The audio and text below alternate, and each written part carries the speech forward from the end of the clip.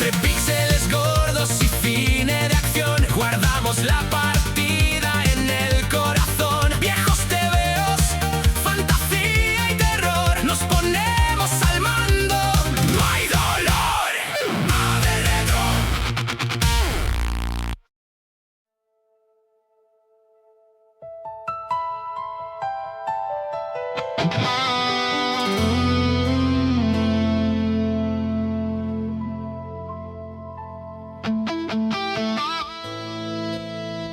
Muy buenas a todos y bienvenidos a un nuevo viaje directo a los años 80. Soy Julio Squire y os doy la bienvenida una semana más a Va de Retro, vuestro podcast nostálgico de los 80. Pero antes que nada tengo que saludar a mi socio Logan W. ¿Cómo estás, Logan? Muy buenas a todos. Hoy en Va de Retro nos sumergimos en una década donde el cine empezó a construir algo mucho más grande que simples historias, el nacimiento de las grandes sagas. Así es, vamos a recordar lo que era ir a las salas de cine, ver el cartel en la entrada y hacer cola para ver películas que marcarían nuestra educación y la cultura cinéfila y friki, que es lo que nos define a día de hoy. Pues hay ganas, Julio, porque hoy damos por sentado los universos cinematográficos, ¿no? que tenemos hoy en día, pero fue en los 80 cuando entendimos que una película podía ser solo el inicio de algo que crecía en cada entrega. Pero ojo, que no solo hablaremos de la pantalla grande, ¿eh? También reviviremos esa revolución silenciosa que nacía en nuestros salones, en las consolas de 8 bits y en los héroes del pixel que nos enseñaron el valor de la perseverancia. Y para cerrar por todo lo alto, nos pondremos nostálgicos con el ritual definitivo de aquellas noches de calor, los cines de verano.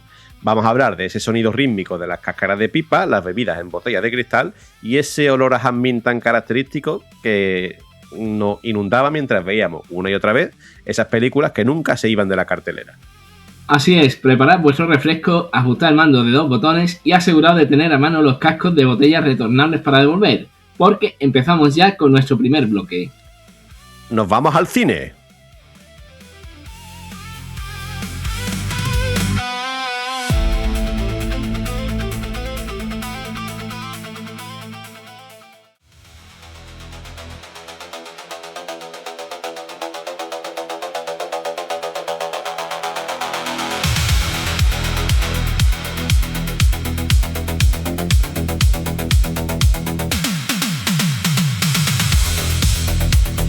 Hoy hablamos del nacimiento de grandes sagas, de películas que no se quedaban en una sola historia, sino que abrían la puerta a continuaciones, a personajes que volvían y a un público que quería más.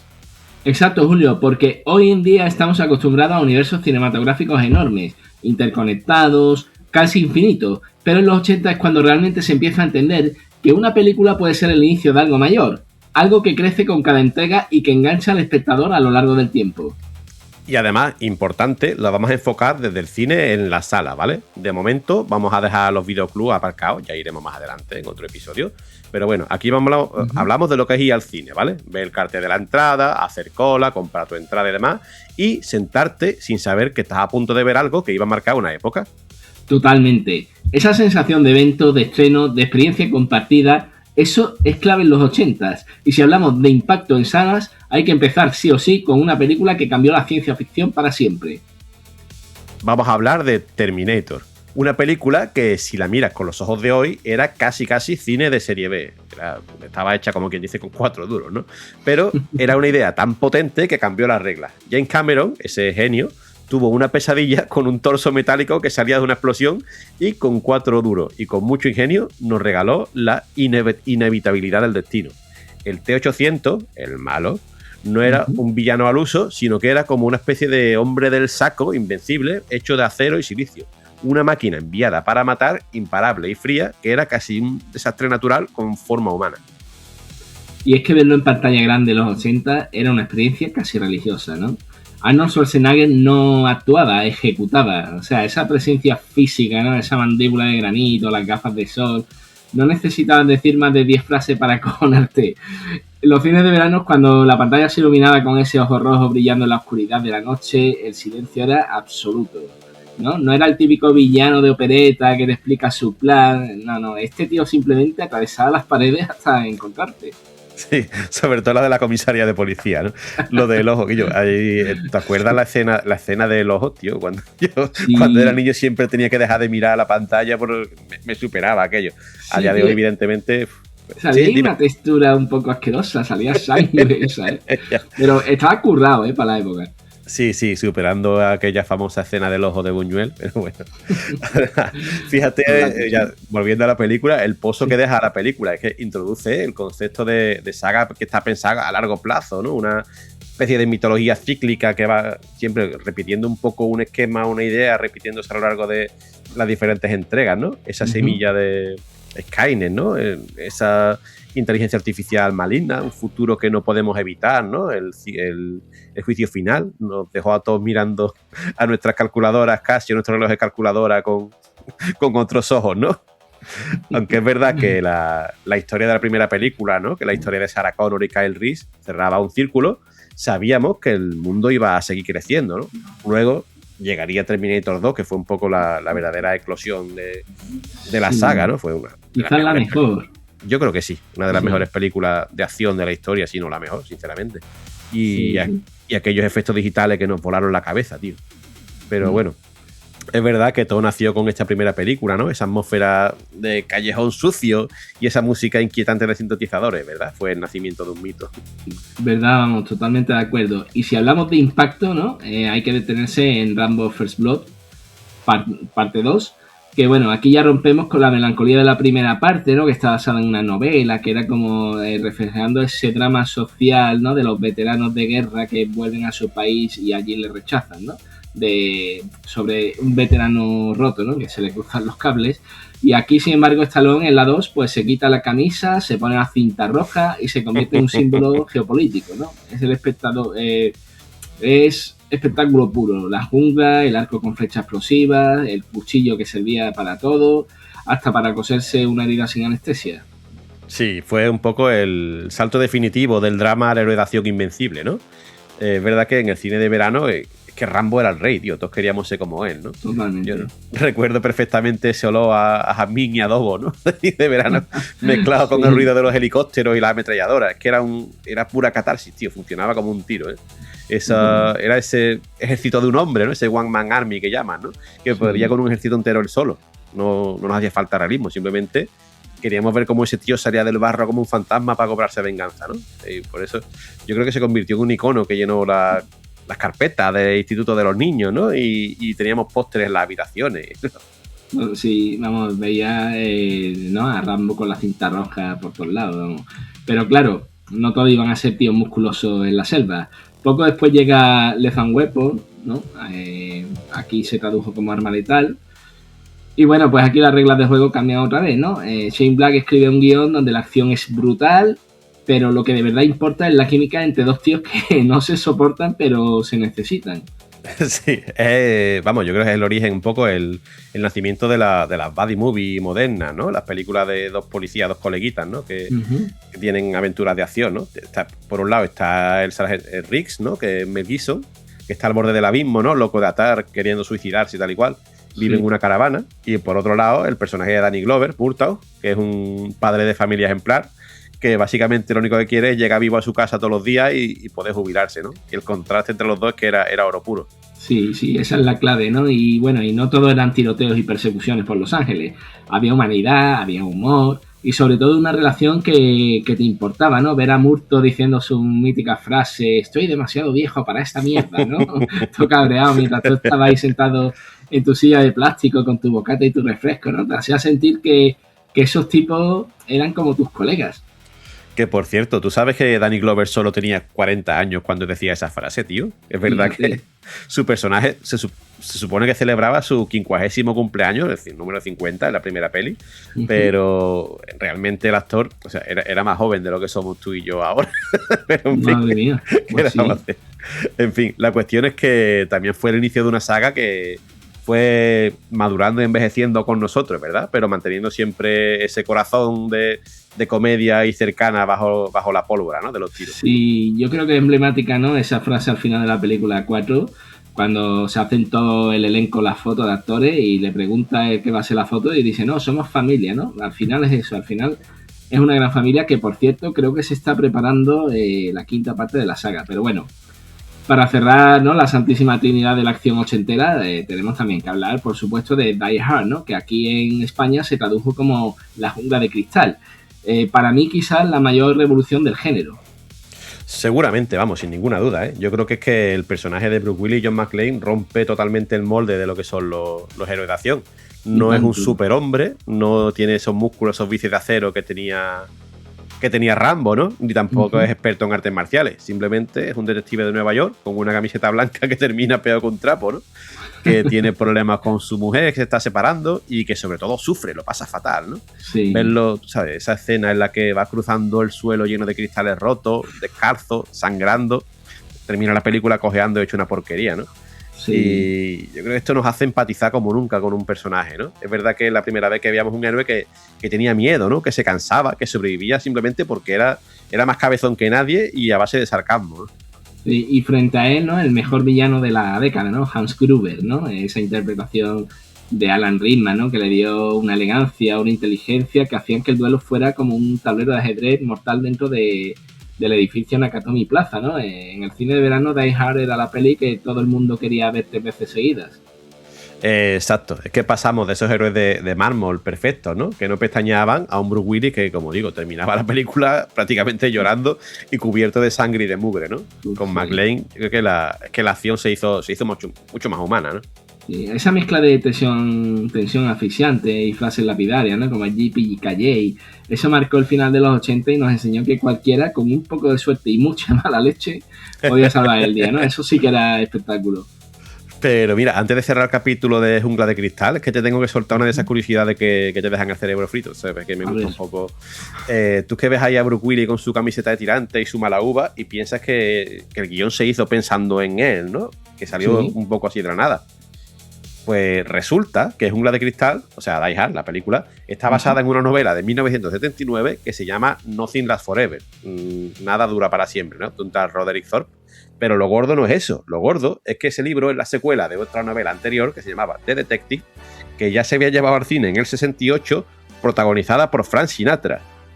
¿En serio? ¿Me estás diciendo que John McClane pudo haber sido la voz? ¿Sinatra repartiendo ahí estopa por conductos de ventilación?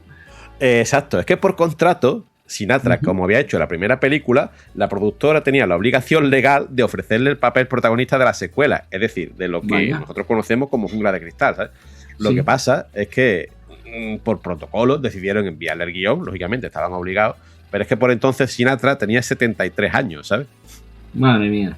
Me lo imagino en la Nakatomi Plaza, ¿no? Con un martini en la mano y una vereta en la otra cantando My Way, mientras se tira de una azotea, ¿no? Mientras tira de la azotea Hans Gruber. Hubiera sido una película muy, muy distinta, desde luego. Desde luego. Pero bueno, es verdad que Sinatra, con mucha sensatez, dijo que ya estaba mayor para ir descalzo pisando cristales y rechazó el papel. Y entonces es verdad que el guión empezó a dar vueltas, se le ofrecieron a todos los típicos héroes de acción, ¿no? A Schwarzenegger, a Clint Eastwood, que ya había hecho su Harry el Sucio, ¿no? Y demás. A Stallone, a Harrison Ford, incluso llegó a Richard Gere. Sí, pero bueno, al final aterrizó en Bruce Willis, ¿no? Que en esa época era conocido solamente por la serie Luz de Luna. Y bueno, nadie daba un duro por él, ¿no? Como héroe de acción. Yo no me lo hubiese imaginado viendo la serie de Luz de Luna. Y el resto, como se dice, pues es historia.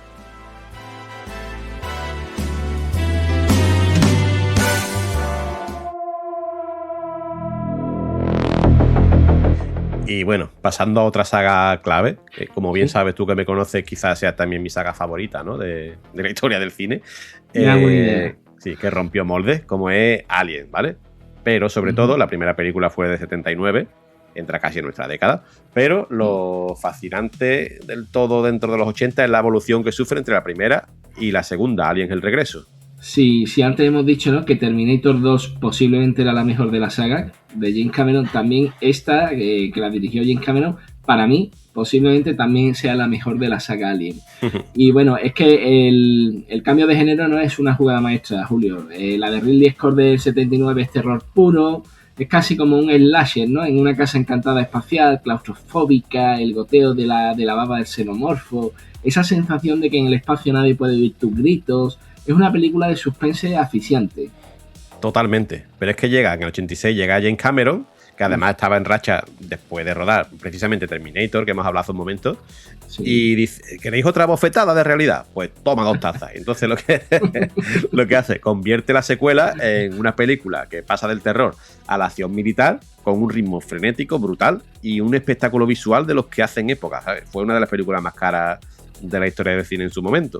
Cambia un poco con el esto de más y mejor, ¿no? Pasa de un solo alien a una colmena entera, ¿no? Lo convierte en una especie de Vietnam en el espacio. Sí, sí. Es más, yo recuerdo el suspense, ¿no? Porque pasan 45 minutos, la película dura 2 horas y pico, es larga, pero pasan 45 minutos de la película que te mantiene en vilo hasta que aparece el primer xenomorfo. O sea que ahí, vamos, macheado el suspense totalmente, ¿no? Totalmente. Y bueno, ese cambio es lo que hace masiva esa saga en los 80, ¿no? Ya no solo vas al cine a pasar miedo, ¿no? Vas a ver marines coloniales con sus ametralladoras de pulso, a Ripley subida en un exoesqueleto, a una reina alien que te dejaba pegado a la silla, ¿no? Pasó de ser una experiencia intensa y oscura a ser el gran entrenamiento de masas que definió la década. Es que ya tengo ganas de volver a verla, ¿sabes? La veo todos los años varias veces y ya mañana me la pondré o pasado. Sí, sí, sí. Para mí es buenísima. Ese vínculo que hace Cameron, ¿no? Entre Ripley, que ha perdido a su hija, y Newt, es brutal. Es brutal. Yo creo que es la fuerza que mueve a Ripley durante toda la película. Totalmente. Y bueno, Julio, pues si hablamos de crear una identidad visual, ¿no? No podemos olvidarnos de Mad Max 2, el guerrero de la carretera, ¿no? Para la época, pues ver aquello en pantalla era una auténtica locura. Sí, es que es verdad que George Miller definió un imaginario que es verdad, todavía de hoy seguimos imitando y un montón de ejemplos en todo tipo de manifestaciones, me refiero tanto en cine como en televisión, como en videojuegos y tal, ¿no? Ese desierto infinito, coches oxidados pero modificados hasta los dientes, ¿no? Con más tuneado que cualquier cosa que te pueda echar a la cara, ¿no? Esos trajes de cuero con pinchos, ¿no? El caos, la supervivencia. Es que fíjate, como digo, si caló, que sin esta película es verdad que no existiría ni El puño de la estrella del norte, ¿no? Ese manga anime que de hecho tiene una serie nueva en Netflix, me parece, que tendremos que echarle un vistazo. Precisamente ayer vi los 2 primeros capítulos. Ajá, bueno. Además muy fiel a la obra original en cuanto a guión, pero eso sí, la animación espectacular. Vaya, vamos a tener que traerlo pronto entonces. Y también te acuerdas, hablamos de la influencia precisamente de Mad Max cuando comentamos Double Dragon hace un par de capítulos, ¿no? O Fallout también, ¿no? Sí, pero sí, bueno, sí. Que toda esa estética macarra y polvorienta nació aquí, en Mad Max 2. Sí, sí, y bueno, hablando de estética macarra, ¿no? Los villanos de Mad Max, el gran Humungus que lleva la máscara de hockey, que es un tío petadísimo, ¿sabes? Mamadísimo, ¿sabes? Luego también el maestro golpeador, ¿no? En la 3, ostras, tío. Es que los villanos esos de los 80 te dejaban clavado. Qué maravilla, qué maravilla. Y bueno, lo mejor, ¿no? De ese puro cine visual es que hay pocos diálogos, ¿no? Es una historia que predomina lo visual. La historia se cuenta a través del movimiento de las máquinas, de la mirada de un Mel Gibson, ¿no? Y que ya empezaba a comerse la pantalla. Es de esas películas que no solo te cuentan una aventura, sino que te sumergen en un mundo que reconoces al instante por el olor a gasolina y óxido. Y además es verdad que esa película que surgió, no sé si poco antes del 83, quizás en el 82, si no recuerdo mal. Recordemos que surgió en lo peor de la Guerra Fría. O sea, cuando la Guerra Fría estaba más recrudecida, que creer que iba a haber un holocausto nuclear en el mundo era una cosa que veíamos en las noticias a diario. Vaya que sí, es verdad, sí, eso supongo lo explica también un poco, ¿no? Ese mundo post-apocalíptico, ¿no? Ese temor a terminar de esa forma peleando por el agua y la gasolina, ¿no? Sí, sí. Pero en fin, yendo ahora a otro tipo de cine, ese cine que te hacía soñar despierto en la butaca, ¿no? En busca de aventura.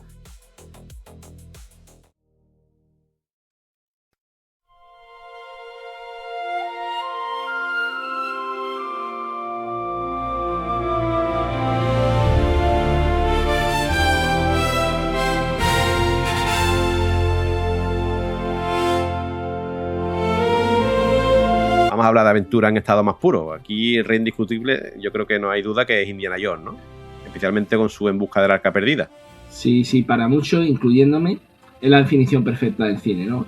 Spielberg y Lucas cogieron los seriales más antiguos de los años 30, los años 40, los que veían nuestros padres de críos, ¿no? Y los actualizaron con una mala leche y unos medios modernos increíbles.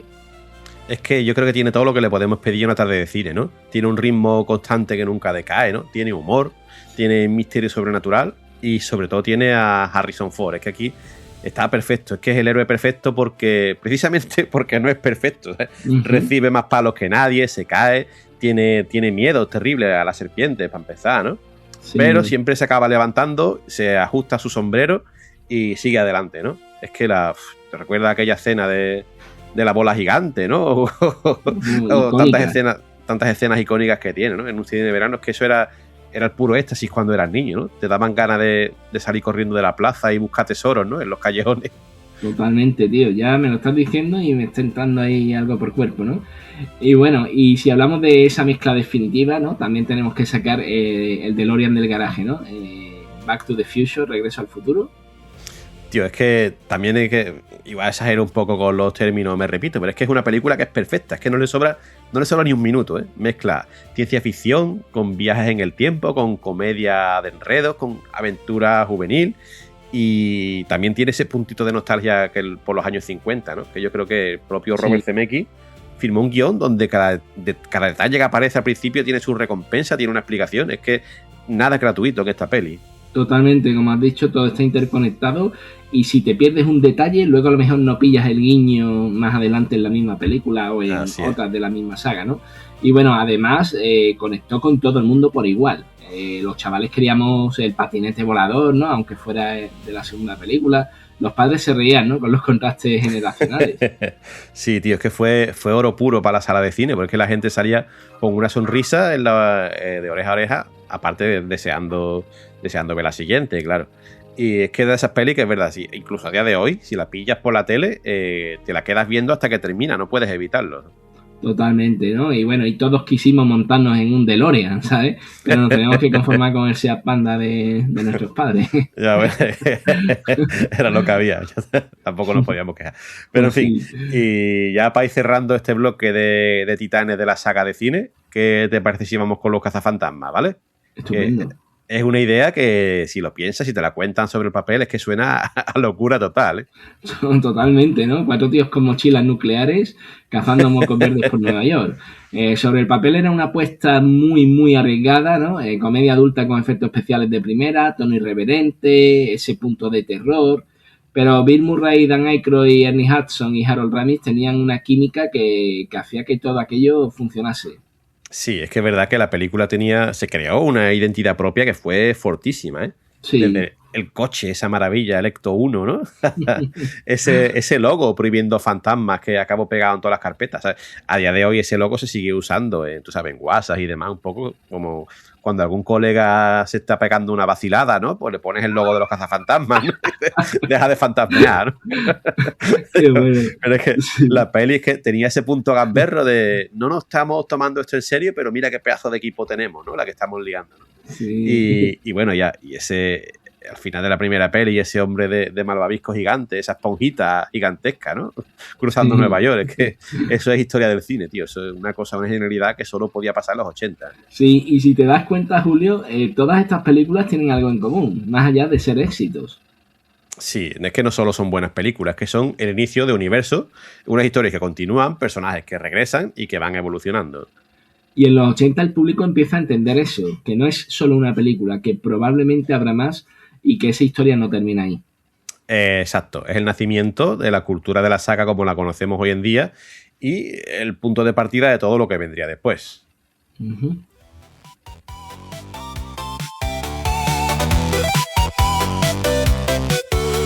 Y mientras todo esto estaba ocurriendo en la sala de cine, en casa, casi sin hacer ruido, estaban haciendo otra revolución, una más silenciosa, como digo, pero igual de importante, la de los videojuegos en consolas de 8 bits. Totalmente, porque aquí ya no eras solo espectador, pasabas a ser protagonista, cogías el mando, te sentabas frente al televisor y eras tú el que tenías que superar cada nivel, cada pantalla, cada reto.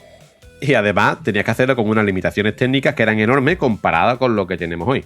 Había pocos botones, los gráficos eran muy simples, pero había una creatividad brutal. Yo creo que de hecho muchas de las bases del videojuego moderno nacen aquí.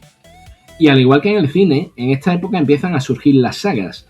Juegos que funcionan tan bien, que tienen continuación, que evolucionan y que se quedan en la memoria de toda una generación, ¿no?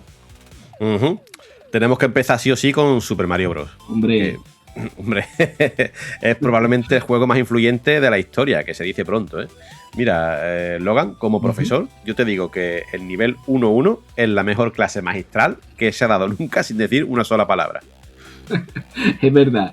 Aquí se define el género de plataforma, ¿no? Tal y como lo entendemos hoy. Saltar, calcular distancias, enemigos colocados con una intención casi perversa. Todo está medido al milímetro, tío. Shigeru Miyamoto no hizo un juego, hizo un lenguaje nuevo. Sí, sí. Además que tiene una cosa que es clave. Es fácil de entender, pero muy difícil de dominar, ¿sabes? Cualquiera puede empezar a jugar, ¿no? Coges el mando, ves un hongo primero, la seta le das al interruptor ¿no? Sale una seta, te la comes, ves que crece, ¿no? Ves que es algo bueno. Ves un bicho, la primera vez seguramente te lo vas a comer, te mata una vida, ¿no? Llega al siguiente, ya ves el hongo malo que se te acerca y ya ves que puedes saltarle por encima, o si le saltas encima lo matas, ¿no?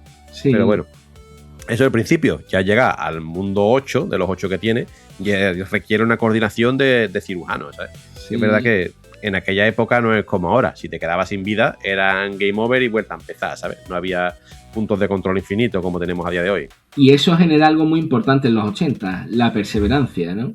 No había tutoriales, no había YouTube, no había guardado fácil, ¿sabes? Vale. Era ensayo y error, ¿no? Hasta que el salto te salía por memoria muscular.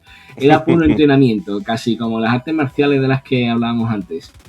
Pues sí. Y después de Mario pasamos a The Legend of Zelda, que cambia completamente el enfoque, porque aquí mítico. Ya no se trata de avanzar de izquierda a derecha en línea recta, sino que Nintendo nos soltaba otro juego también del genio Shigeru Miyamoto, ¿eh? Que ese hombre tenía una imaginación, una cabeza. Pues aquí sí. Nos soltaba en mitad del campo y nos decía, búscate la vida. Literal. Ese cartucho dorado era como un tesoro, ¿sabes? Aquí hay exploración, hay secreto detrás de cada arbusto que podías quemar y sobre todo libertad, ¿no? Fue la primera vez que muchos sentimos que el mundo del juego era más grande que nuestra propia habitación. Así es que eso en su momento fue un concepto revolucionario, ¿eh? Te sentías dentro de una aventura épica de fantasía que no estaba simplemente pasando niveles, sino que eras el protagonista de una aventura enorme, ¿no? Uh-huh. Y además descubrió algo que para nosotros fue un poco como el descubrimiento del fuego, ¿no? Esa pila interna para guardar partidas. Uf, es verdad, tío. Antes de eso, o te pasaba el juego del tirón, o apuntabas códigos kilométricos en una libreta que luego siempre perdías o copiabas mal. Zelda nos enseñó que una historia podía durar semanas, no solo una tarde. Pues sí, y otro paso de gigante en el mundillo lo da Capcom con Mega Man, el bombardero azul. ¿Sabes que es posible que sea mi saga favorita de videojuegos, además? Sí, es un juego que rompe la linealidad, pero de una forma brillante, ¿no? Te daban una pantalla de selección con 6 jefes y tú decidías por dónde empezar. Para un niño de los 80, tener ese control sobre el juego ya era una pasada.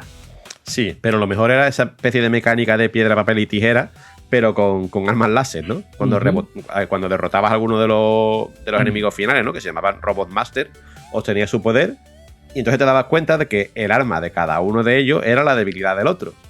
Esto añadía, digamos, una capa de estrategia al juego, porque no era solo cuestión de tener buenos reflejos, sino sentarte a pensar un poquito cuál era el orden óptimo para pasarte las fases del juego, ¿eh? Y además eran juegos difíciles de narices, tío. Claro que casi todo lo eran, ¿no? En esa época tenían que durar mucho tiempo y, bueno, mejor porque los cartuchos eran caros. Además, de verdad. Sí. Y bueno, luego después de este Mega Man vamos a hablar un poquillo de Castlevania, ¿no? ¿Sabes? Como amante que soy del terror en todas sus vertientes y en todos los mundos, ¿no? Para mí es verdad que Castlevania es una saga que es sagrada, ¿sabes? Aquí Konami cogió todos los mitos de monstruos de la Universal y la Hammer y los metió en un cartucho de NES. Sí, aquí lo importante es la ambientación. Ese castillo, la música barroca que te ponía el corazón a mil, esos monstruos. Tiene una estética que te atrapaba desde el primer latigazo. Pero Julio, joder, tío, qué difícil era, tío. Sí, es que era un juego cruel, ¿eh? Es que el salto de protagonista, un tal Simon Belmont, ¿no? El primero de la saga de cazadores de vampiros Belmont. Uh-huh. Era rígido como una columna, tío. Cada vez que saltaba ya no podía rectificar en el aire, ¿sabes? Sí. Y además como pasaba con este pobre Sir Arthur en el capítulo de Gohan Goblin, ¿no? Y para colmo también pasaba lo mismo. Si un enemigo te golpeaba en cualquier momento, salías volando hacia atrás y normalmente para caer en algún barranco. A medida que Pero lo estabas bueno. diciendo me estaba acordando de que lo comentaste en un podcast anterior. Sí, Sí. totalmente. Es que sí, era un juego que es verdad, requería una precisión absoluta y sobre todo mucha paciencia con aquellas malditas cabezas de medusa. Pero precisamente por esa dificultad, cuando conseguías llegar a Drácula y derrotarlo, la sensación de logro era casi orgánica, ¿no? Yo creo que más de uno dame un salto, ¿no? Del asiento. Era cine de terror en el que tú eras el protagonista. Desde luego. Y si miramos un poco hacia España, aunque era un juego japonés, pero aquí hay un nombre que no nos puede faltar, que es el de Alex Kidd in Miracle World. Aquí ya estamos en Master System. Sí. Que es verdad que la Master System aquí hizo bastante daño, pero del bueno, ¿eh? Totalmente. Muchísima gente lo jugó simplemente porque venía integrado en la memoria de la consola. No tenías que meter cartucho, encendías la máquina y ahí estaba Alex con su oreja y su mono rojo, ¿no? Es el juego de la infancia, yo creo que de media España. Además, de verdad. Y era un juego que tenía cosas rarísimas para la época, ¿eh? También Sí. bastante avanzada, ¿no? Tenía tiendas donde podías comprar motos y helicópteros y otros objetos. Tenía niveles de natación y de vuelo, ¿sabes? Y por supuesto, aquellos míticos combates contra los jefes a base de piedra, papel y tijeras. Sí, Era una plataforma realmente muy experimental, con una personalidad única que nos marcó a todos los que no teníamos una NES en casa. totalmente. Sí. Y cerrando un poquillo este bloque, vamos a hablar de Wonder Boy. ¿Qué te parece? Que es una saga Me encantaba que... ese juego. Sí, yo creo que es un ejemplo perfecto de cómo iba evolucionando la industria, ¿no? Es verdad que empezó como un juego de plataforma muy directo, ¿no? Casi clon de Adventure Island. Pero de repente, ¿no? Wonder Boy Monsterland empezó a meter elementos de rol, comprar armaduras, mejorar la espada, ¿no? Hablar con personajes no jugadores. Sí, es que estaban experimentando en tiempo real, ¿eh? Eso de mezcla género no era tan habitual, sobre todo en la época, ¿no? Y ellos lo hicieron con una maestría increíble, ¿eh?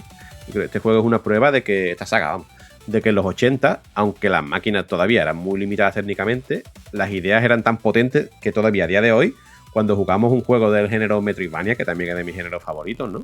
Estamos realmente viendo el ADN de unos juegos que nacieron hace 40 años. Sí, mucha gente considera el Dragon's Trap o Wonder Boy 3 como el mejor juego del catálogo de Master System, ¿no? Que era el típico juego que como que echabas la tarde entera. Era, vamos, casi nada, ¿no? Ya te digo, es que si te das cuenta, Logan, es verdad que mientras el cine construía sagas basadas en personajes épicos, los videojuegos estaban construyendo los cimientos de cómo nos íbamos a divertir también durante las siguientes 4 décadas, ¿no? Hasta el día de hoy. Exacto, estaban creando género desde cero, ¿no? Todo lo que jugamos hoy, la exploración, el progreso del personaje, la dificultad medida, nace de esos cartuchos de plástico que soplábamos, ¿no? Sí, es verdad que cambian los gráficos, pasamos de aquellos píxeles gordos a los polígonos, a las 4K, pero, tío, la esencia, ese vicio de intentar un salto que parece imposible una vez más, o esa emoción de descubrir un camino secreto, todo eso, nació ahí, ¿no? En el salón de nuestra casa, con un mando pequeñito y cuadrado de 2 botones que hacía que las manos te dolieran, ¿no? Y sinceramente, tío, eso, amigo mío, no hay tecnología que lo supere. Cierto.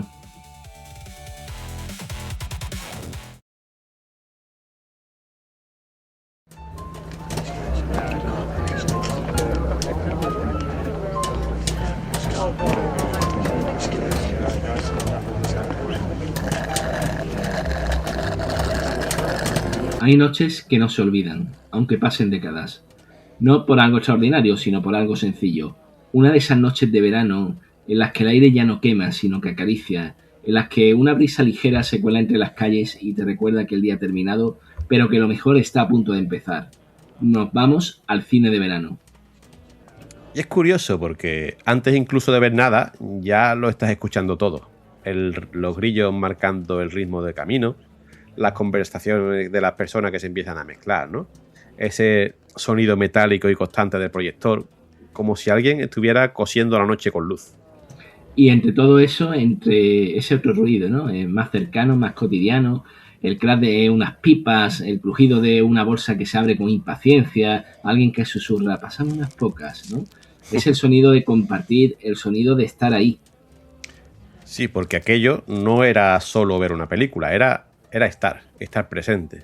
Estar con amigos, con familia, con los vecinos, bajo el cielo abierto, sin prisas, sin relojes. Llegar al cine de verano tenía su ritual. La taquilla, pequeña, muchas veces improvisada, el cartel algo desgastado, anunciando películas que en realidad ya tenían sus años.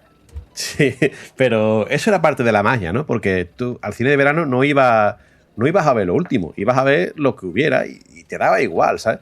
Porque lo importante no era realmente ver la película que estaba de actualidad, recién estrenada, era la experiencia completa del cine de verano en sí, ¿no? Que era mucho más que el cine. Sí, pagabas tu entrada y entrabas en ese espacio abierto, con filas de sillas de plástico, algunas cojas, otras que chirriaban al sentarse. A veces podía estar alguna mojada, porque entre sesión y sesión barrían las cáscaras de pipa y daban un manguerazo, ¿no? Que se secaba rápido porque era verano.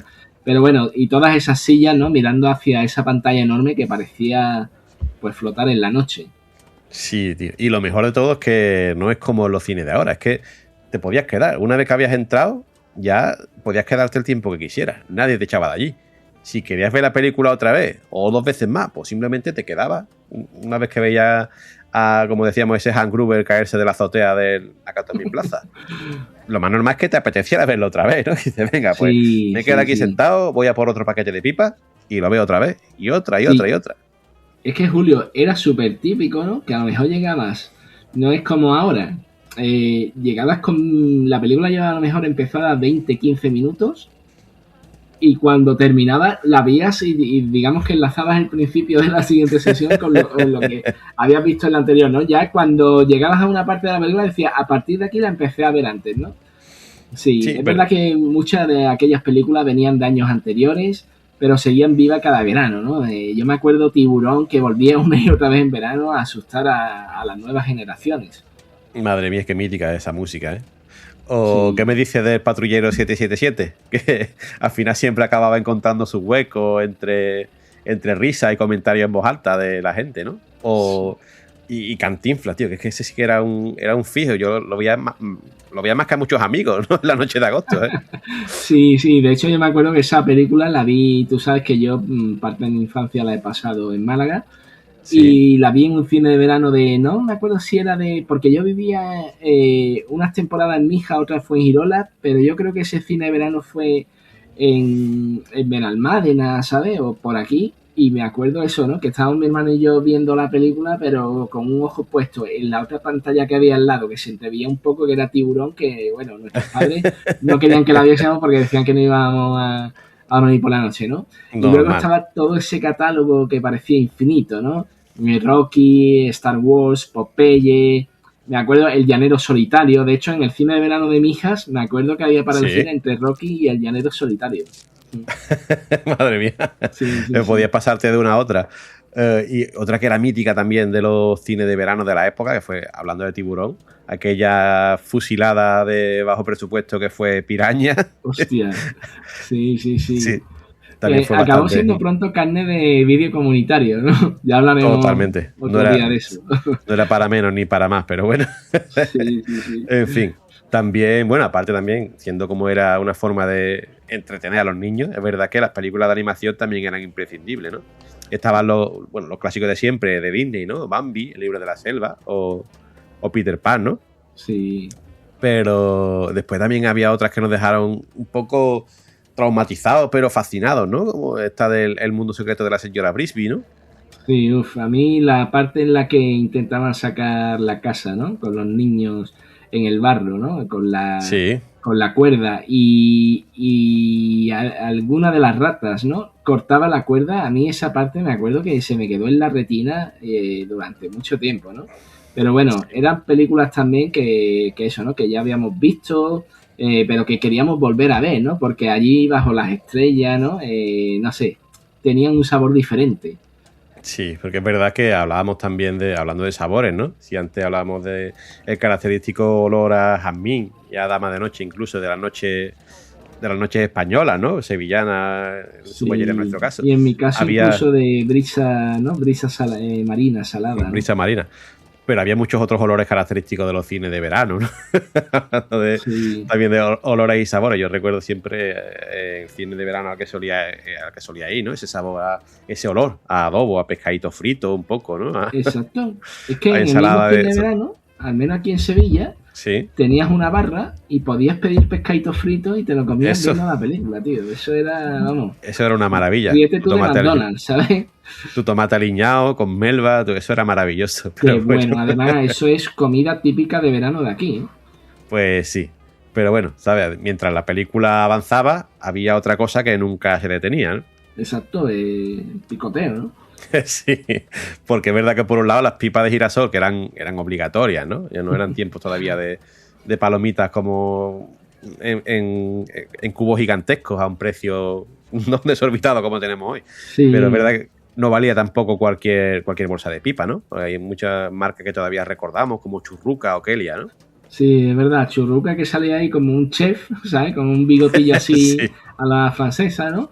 Sí. Y Kelia que era una rana, me acuerdo yo. La las rana, pipas de exactamente. Kelia. Sí, Sí. sí, sí, totalmente, ¿no? Esas bolsas que sonaban solo con mirarlas, ¿sabes? Y luego estaban los kikos, ¿sabes? Duros, intensos, ese sabor salado que te obligaba a estar bebiendo algo cada 2x3 para no morirte de sed, ¿no? Pues sí, también estaban los típicos cacahuetes, ¿no? Que nunca fallaban y te entretenías en pelarlos, ¿no? Sí, O qué aquellas vicio. bolsas de las rebujinas, ¿no? Esa era una especie de sorpresa constante. A mí no me terminaba de gustar cuando me encontraba una bolsa que estaba llena de habas fritas, ¿no? Era como lo que sobraba, pero bueno. Sí. Después esos garbancitos tostados, ¿no? Los kikos, los cacahuetes pelados, ¿no? Nunca sabía lo que ibas a coger, ¿no? Yo es verdad que quizás siempre he sido peculiar, pero a mí no me gustaban las habas, tío. Era la única verdura que no comía y a día de hoy sigo sin comerla. Y sin embargo me encantaban las habas fritas, tío. Y lo que Fíjate, menos me bueno. gustaba eran los garbancitos, que tenía amigos que decían que eran lo que más les gustaba, ¿sabes? Sí, los amigos con buenos dientes, ¿no? Sí, sí, eso digo yo, ¿no? Pero bueno, todo eso compartido, ¿no? Una bolsa para varios, mano que entra, mano que sale, y el suelo que al final de la noche pues quedaba cubierto con cáscara, ¿no? Como un símbolo de Sí. éxito de la taquilla, y si no había cáscara, pues era que la peli era muy mala. Además, de verdad, la gente había volado, ¿no? Sí, Pero bueno, no solo nos alimentábamos a base de chuche, como decía, si comíamos kiko y comíamos tanto aperitivo salado, también teníamos que tirar de las bebidas, ¿no? De la época. Había un mundo de colores y gas, ¿no? tenías que elegir bien porque de eso dependía acompañar todo lo demás. Sí, por ejemplo, la mirinda, ¿qué me dices? Esa, la de naranjas, que era la reina indiscutible, ¿no? Era un sabor, ese sabor dulce tan intenso y reconocible, ¿no? Que también estaba la de limón, un toque un poco más ligero, refrescante, ese toque ácido, pero que es verdad que nos venía bien para refrescarnos esas noches de calor asfixiante, ¿no?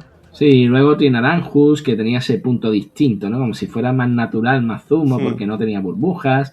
Y no solo era de naranja, ¿no? Había naranjus de manzana, que era la favorita de los que querían algo a lo mejor más suave. Sí, o el Cash, ¿no? Que era otro clásico absoluto, ¿no? De naranja o de limón. Y también iban sacando de vez en cuando algunas versiones menos habituales, ¿no? Aquella de manzana con gas, que hoy día están olvidadas, ¿no? Me encantaba, tío, el de manzana Sí. con gas. Y aquella cosa que les solía gustar, yo creo que a las abuelas mayormente, sin ofender a nadie, ¿no? Que rompía todos los esquemas, que era el bitter cash. Lo odiaba. Yo también. Has dado ahí con lo mejor y lo peor, creo yo, ¿sabes? Pero bueno, eso ya era otro nivel, tío. Bitter Cash era un sabor amargo muy diferente, ¿eh? De cualquier otro refresco, otra bebida. Sí, Era sí. casi, como tú has dicho, una bebida de adultos, ¿no? De gente mayor. No era lo típico que se pediría a un niño, pero bueno, siempre había alguien que lo probaba y se quedaba con esa cara de medio sorpresa, medio de asco. De esto no sé si me gusta, pero repito, ¿sabes? En fin. También es verdad que en esa época ya te lo has pedido, te lo bebes, niño, ¿sabes? Lo que hay, eso era lo que tenías para toda la noche, ¿no? Pero bueno. Sí. Y luego estaba la imprescindible también en las mesas españolas en general, ¿no? Que era la casera, ¿no? De naranja, Sí. de limón, en esa... De cuando cola, las botellas eran también. De sí, hecho, la casera cola. fue el primer refresco de cola que eliminó la cafeína. Ah, Me acuerdo sí. yo en la etiqueta el simbolito del oso durmiendo, ¿sabes? Es verdad, pues Un fíjate, osito de me acaba de peluche venir. durmiendo. Sí. No me acordaba Sí. de aquello, tienes toda la razón. Que venía en esas botellas de cristal retornables que había que devolver sí o sí, ¿verdad? Sí. Lo que llamábamos el famoso casco, ¿no? Como se llamaba por aquí. Exacto. Sí, que siempre había algún dependiente que te decía aquello de acuérdate de devolver la botella. Porque es verdad que si no te tocaba pagarla y te quedabas sin la paga de la semana siguiente. Pues sí, además, ¿no? Aquí en Sevilla, a lo mejor hay gente, tú sabes, con la polémica de la Cruz Campo, pero bueno, había un clásico en verano súper popular, que era la Shandy Cruz Campo, ¿no? Que era ligera, con ese toque cítrico de limón, muchísimo Sí. antes de que salieran las Raleigh, ¿no? Décadas antes. Y bueno, era perfecta para las noches de verano en el barrio. Sí, y luego el que era también el raro del grupo, ¿no? Que era el TAF, que era no sé si fue el primer refresco de cola sin azúcar que hubo, ¿no? Cuando aquello no era habitual, eso de los refrescos sin azúcar, ¿no? Sí. Era casi como una bebida de culto, ¿no? No era para todo el mundo, pero al que le gustaba le encantaba de verdad. Sí, ya te digo, yo soy raro porque yo era de los que le gustaba y Sí. si iba a un bar o algo con mis padres preguntaba si había tap, ¿no? Me lo pedía antes que a lo mejor la Pepsi o la Coca-Cola. Pero bueno, Fíjate. todas esas bebidas tenían algo en común, ¿no? Que era el cristal frío, ese clac al abrir. No sabemos si eran mejores que las de ahora, ¿no? Pero sí que sabían a verano. Además de verdad. Y bueno, luego llegaba el momento clave, abrir la bolsa de chuches, ¿no? Y no era una bolsa, era una decisión estratégica. Sí, ya hablando de otro tipo de chuche, pasamos de lo salado a lo dulce, ¿no? Por ejemplo, los chicles fumes, ¿no? Teníamos los típicos de fresa, ¿no? Clásicos. Pero también estaba el de fresa ácida, que me encantaba, ¿no? Que te hacía cerrar un poquillo el ojo cuando lo mordías, ¿no? Sí. O el de menta, que era un poco más del gusto de los mayores, ¿no? O aquel de clorofila, que sabía casi como a medicina, ¿no? Sí, yo, los niños de mi barrio, el estrella era fresa ácida, tío. Alguna vez cuando se aventuraban con el de clorofila, que era como una especie de menta, pero diferente, ¿no? Yo creo que probaron los sabores y consiguieron 2 sabores de menta Sí, decentes. Yo creo que sabía Spirifen, vamos. Sí, ¿no? No creo que eso te quitase el dolor de dientes, pero bueno, No. es verdad que esos chicles no duraban lo que duraban, ¿no? 5 minutos de un sabor muy intenso y luego pues a seguir masticando la goma ahí en la boca sin sabor hasta el final de la película, ¿no? Uf. Pero bueno, nada ganaba a los petacetas, ¿no? Abrías el sobre, te lo echabas en la boca y de repente pues esa explosión de fuego artificial en miniatura en tu boca y era súper típico, ¿no? La gente ahí con la boca abierta con cara de hielo, ¿no? Para oír las explosiones, ¿sabes? Que se producían en la boca. Qué cosa tan maravillosa. Sí. También estaban ya un carácter un poco más tranquilo, estaban los sugus, ¿no? Sí. Que planteaba el dilema de siempre. ¿Por qué el de piña era azul? Digo, ¿qué piña han visto estas personas, no? Y digo, ya, pero no sé a ti, a mí era de los que más me gustaban, quizá era el mejor, ¿sabes? Digo, A mí también, además, digo, tenía un sabor más sintético, no sabía mucho a Sí, piña. sí. Yo decía, ¿me lo como ya o me lo voy guardando y me como todos los azules al final, no? Sí, sí, sí. Y del estilo también de los sugus, con textura parecida, estaban los palotes, ¿no? Que también eran míticos, eran como una especie de sugus más grande así alargado, ¿no? Perfecto para durarte un buen rato. Sí, esa forma cilíndrica larga. También estaban los mastis, no sé si te acuerdas, masti, Sí, que era como una ¿verdad? tira plana y también era de caramelo blando, ¿no? Estilo verdad, sugo, verdad. estilo Sí, palote, sí, sí. que tenía así como el dibujito de fruta, ¿no? Vete a saber el sabor que habían intentado conseguir con eso. Bueno, Y- sí, dime, perdón. No, dime. Sí. No, que me estaba acordando ahora también, esos caramelos que eran como, lo siguen vendiendo a día de hoy, se llaman Mastis, no me acuerdo cómo se llamaba, que son como los sugus, pero son de regaliz, que están buenísimos también. Ah, sí, a día de hoy. están buenos. Oye, pues yo hace tiempo que no veo esos, ¿sabes? Los de regaliz. Y Es que luego, tú sabes, ¿no? ahora con la, sí, Sí, dime. iba a decir, con la excusa del niño, todavía aprovecho de vez en cuando para comprar chucherías, ¿no? Aunque yo sé que no le conviene, pero bueno, yo lo uso como coartada. ¿Sabes? Sí, y sé que los eso- venden porque los he visto recientemente. Eso me recordó, tío, que aquí no hubo un manga fest y me acuerdo que vi niños tan pequeños, tío, que no entré, ¿sabes? Sí. Y Dani claro. PSX pues decía, no, yo llevo a mi hijo que aunque no le gusta el manga, aprovecho y así tengo una excusa para entrar yo, ¿sabes? O sea que... Siempre usando a los niños para, bueno, bastante ya Sí. nos sacan para poder aprovecharlo un poquito, no pasa nada. Pero bueno, retomando lo de las chuches, ¿no?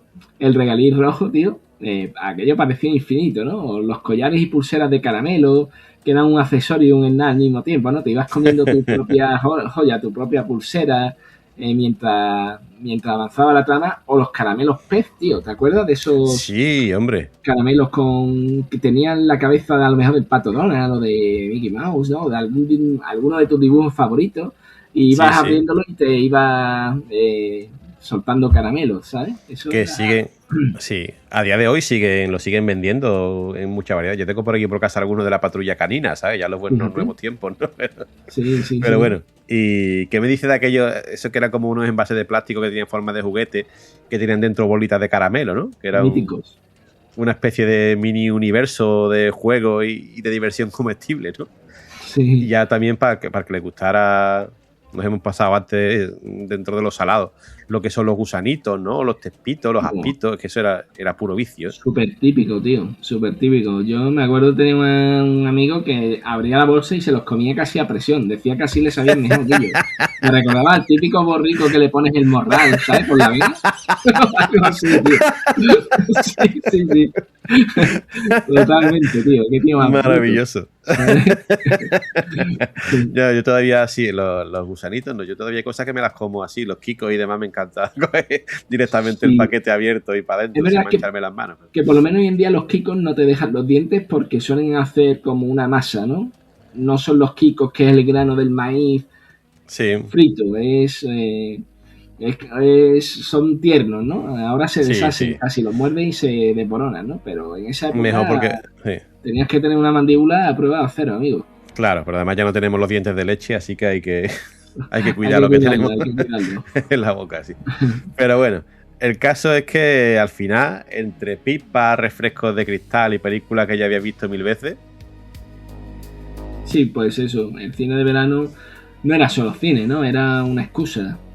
sí, una excusa para estar, ¿no? Para compartir, para recordar, sin saber que años después estaríamos contando esa experiencia en un podcast. Sí, porque lo importante no era solo la pantalla, como hemos dicho, ¿no? Era estar allí. Pues sí, y con esto, amigo mío y queridos oyentes, llegamos al final de este programa. Yo espero que hayáis pasado un buen rato con nosotros, hayáis recordado, despertado un poquito la nostalgia y, como siempre, pediros que si os ha gustado, que nos deis vuestra opinión con un comentario y, sobre todo, que nos escuchamos la semana que viene. Que hasta la semana que viene, Logan. Pues hasta la semana que viene. Un saludo. Venga, un abrazo a todos. Un abrazo.